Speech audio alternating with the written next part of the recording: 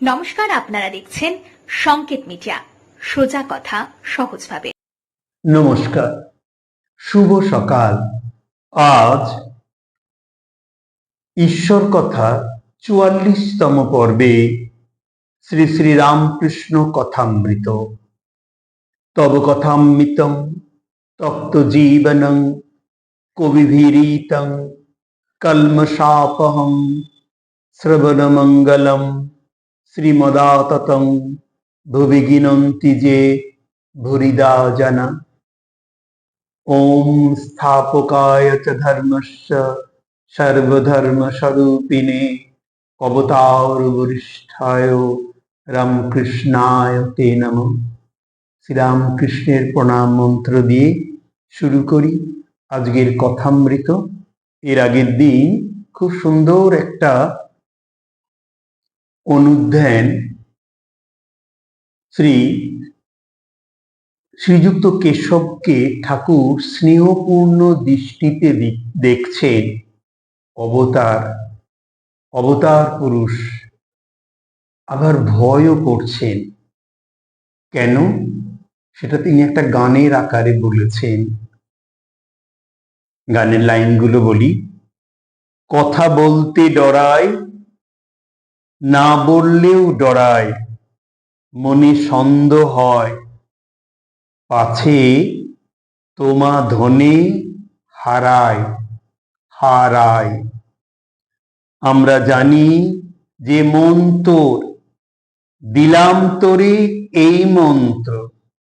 এখন মন তোর, যে মন্ত্রে বিপদেতে তোরই তরায়। আমরা জানি যে মন তোর, দিলাম তোরে সেই মন্তর, এখন মন তোর। অর্থাৎ সব ত্যাগ করে ভগবানকে ডাকো, তিনি সত্য আর সব অনিত্য। তাকে না লাভ করলে কিছুই হয় না। এই মহামন্ত্র।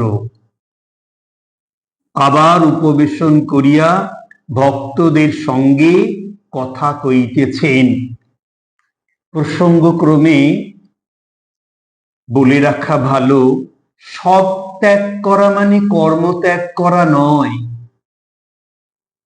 কর্ম যেটা সেটা করতেই হবে। তাহলে ত্যাগ করাটা কি? কর্মের যে ফল, সেই ফল ঈশ্বর পাদপদ্মে সমর্পণ করে, ত্যাগ করে, নিষ্কাম ভাবে কর্ম করে যেতে হবে। এই কথাটা বললাম এই জন্যেই, আমরা জানি আমাদের জীবনে কর্ম কত দরকার।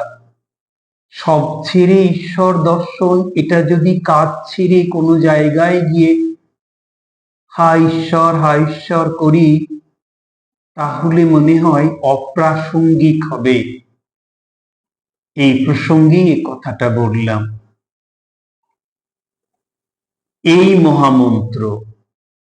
আবার উপবেশন করিয়া ভক্তদের সঙ্গে কথা কইতেছেন। তাহাকে জল খাওয়াইবার জন্য উদ্যোগ হইতেছে। হলঘরের এক পাশে একটি ব্রাহ্মভক্ত পিয়ানো বাজাইতেছেন। শ্রীরামকৃষ্ণ হাস্যবদন বালকের ন্যায় পিয়ানোর কাছে গিয়া দাঁড়াইয়া দেখিতেছেন। একটু পরেই অন্তঃপুরে তাহাকে লইয়া যাওয়া হইল। জল খাইবেন, আর মেয়েরাও প্রণাম করিবেন। ঠাকুর শ্রীরামকৃষ্ণের জল সেবা হইল। এইবারে তিনি গাড়িতে উঠিলেন। ব্রাহ্মভক্তেরা সকলেই গাড়ির কাছে দাঁড়াইয়া আছেন। কমলকুটির হইতে গাড়ি দক্ষিণেশ্বরের মন্দিরাভিমুখে যাত্রা করিল। 1882 খ্রিস্টাব্দের আগস্ট মাস। কলিকাতার শ্রী ঈশ্বরচন্দ্র বিদ্যাসাগরের সঙ্গে শ্রীরামকৃষ্ণের মিলন।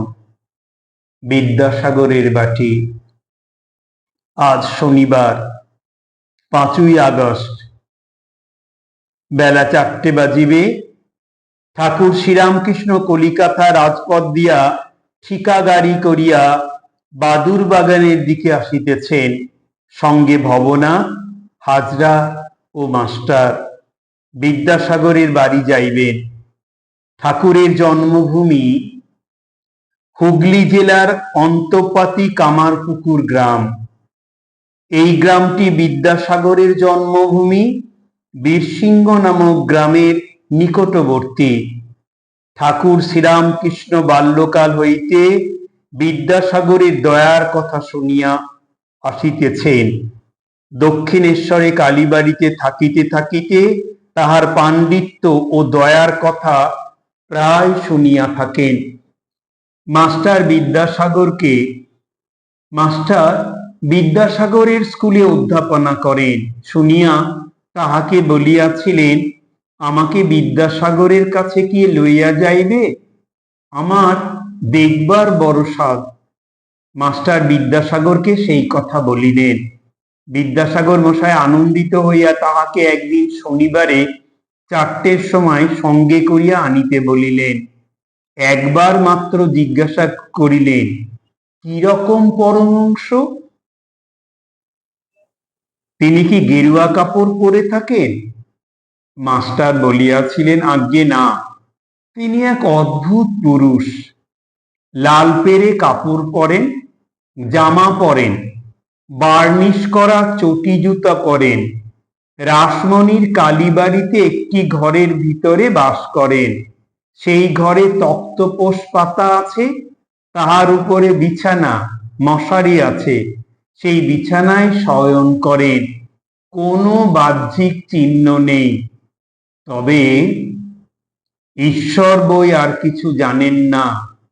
অহর্নিশ শুধু ঈশ্বরেরই চিন্তা করেন। গাড়ি দক্ষিণেশ্বরে কালীবাটি হইতে ছাড়িয়াছে। পোল পার হইয়া শ্যামবাজার হইয়া ক্রমে আরমার স্ট্রিটে আসিয়াছে। ভক্তেরা বলিতেছেন, এইবার বাদুর বাগানের কাছে আসিয়াছি। ঠাকুর বালকের ন্যায় আনন্দে গল্প করিতে করিতে আসিতেছেন। আরমার স্ট্রিটে আসিয়া হঠাৎ তাহার ভাবান্তর হইল, যেন ঈশ্বরাবেশ হইবার উপক্রম। গাড়ি রামমোহন রায়ের বাগান বাড়ির কাছ দিয়া আসিতেছে। মাস্টার ঠাকুরের ভাবান্তর লক্ষ্য করেননি।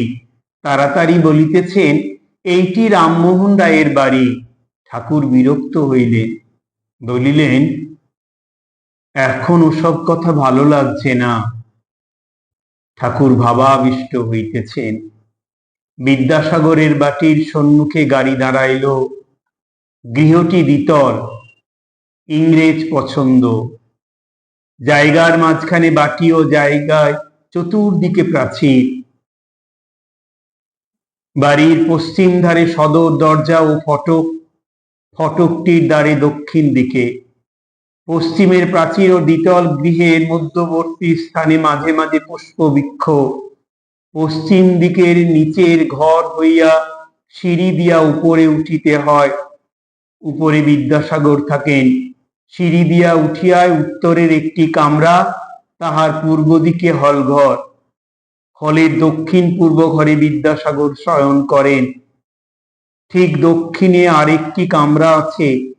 এই কয়টি কামরা বহুমূল্য পুস্তকে পরিপূর্ণ।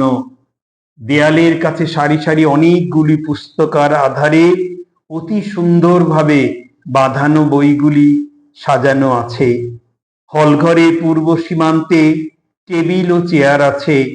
বিদ্যাসাগর বসিয়া যখন কাগজ পড়েন, তখন সেইখানে তিনি পশ্চিমাংশ হইয়া বসেন। যাহারা দেখাশোনা করিতে আসেন, তাহারা টেবিলে চতুর্দিকে চেয়ারে উপবিষ্ট হন। আর কি আছে? আর কি রকম পরিবেশ? আগামী কোনো পর্বে শ্রীরামকৃষ্ণ কথামৃততে পড়ব। আজ এই পর্যন্তই। ঠাকুর শ্রীরামকৃষ্ণের আশীর্বাদী হাত আপনাদের মাথায় পড়ুক। খুব ভালো থাকুন। আগামী 45তম পর্বে ঈশ্বর কথায় শ্রী শ্রী গীতা থেকে পাঠ। নমস্কার। Subscribe our channel. Press the bell icon.